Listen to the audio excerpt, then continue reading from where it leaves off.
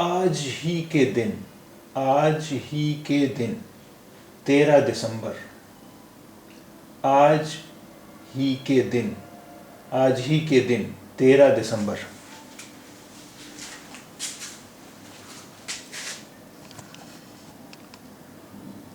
آئیے دیکھتے ہیں اس ڈاک ٹکٹ کے نیچے کیا لکھا ہوا ہے۔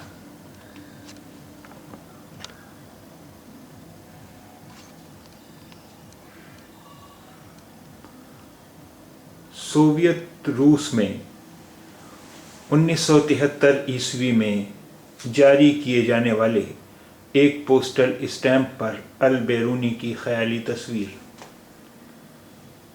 سوویت روس میں 1973 عیسوی میں جاری کیے جانے والے ایک پوسٹل اسٹیمپ پر البیرونی کی خیالی تصویر۔ خیالی تصویر یعنی کالپنک چتر۔ اب آئیے دیکھتے ہیں اس خبر میں کیا ہے۔ آج ہی کے دن 13 دسمبر۔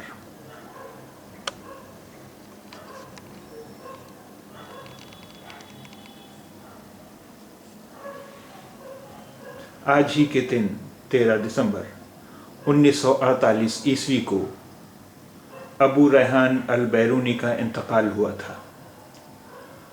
ابو ریحان محمد بن احمد البیرونی المعروف البیرونی کی پیدائش 6 ستمبر 973 عیسوی کو ہوئی تھی، جو ایک بہت بڑے محقق اور سائنسداں تھے۔ وہ خوارزم کے مضافات میں ایک قریہ بیرون میں پیدا ہوئے اور اسی کی نسبت سے البیرونی کہلائے۔ البیرونی بو علی سینا کے ہم عصر تھے۔ خوارزم میں البیرونی کے سرپرستوں یعنی آل عراق کی حکومت ختم ہوئی تو انہوں نے جرجان کی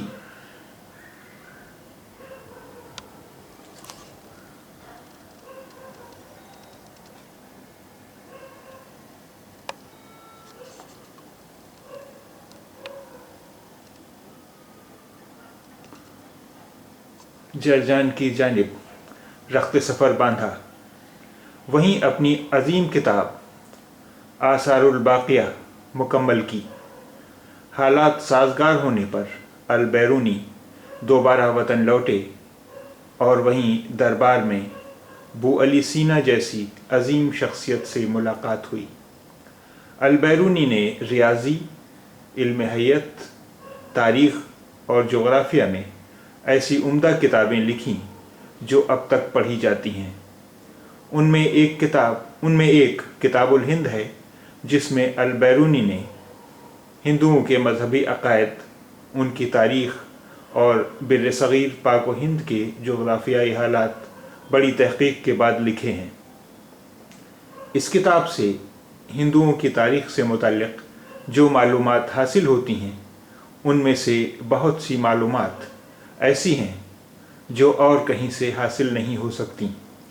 کتاب کو لکھنے میں البیرونی نے بڑی محنت کی۔ ہندو برہمن اپنا علم کسی دوسرے کو نہیں سکھاتے تھے، لیکن البیرونی نے کئی سال ہندوستان میں رہ کر سنسکرت زبان سیکھی اور ہندوؤں کے علوم میں ایسی مہارت پیدا کی کہ برہمن تعجب کرنے لگے۔ البیرونی کی ایک مشہور کتاب قانون مسعودی ہے جو انہوں نے محمود غزنوی کے بیٹے سلطان مسعود کے نام پر لکھی۔ یہ علم فلکیات اور ریاضی کی بڑی اہم کتاب ہے۔ اس کی وجہ سے البیرونی کو ایک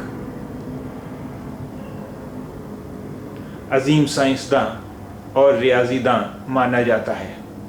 البیرونی نے پنجاب بھر کی سیر کی اور کتاب الہند تالیف کی۔ علم حیات اور ریاضی میں البیرونی کو مہارت حاصل تھی۔ انہوں نے ریاضی، علم حیات، طبعیات، تاریخ، تمدن، مذاہب عالم، ارضیات، کیمیا اور جغرافیہ وغیرہ پر 150 سے زائد کتابیں اور مقالہ جات لکھے۔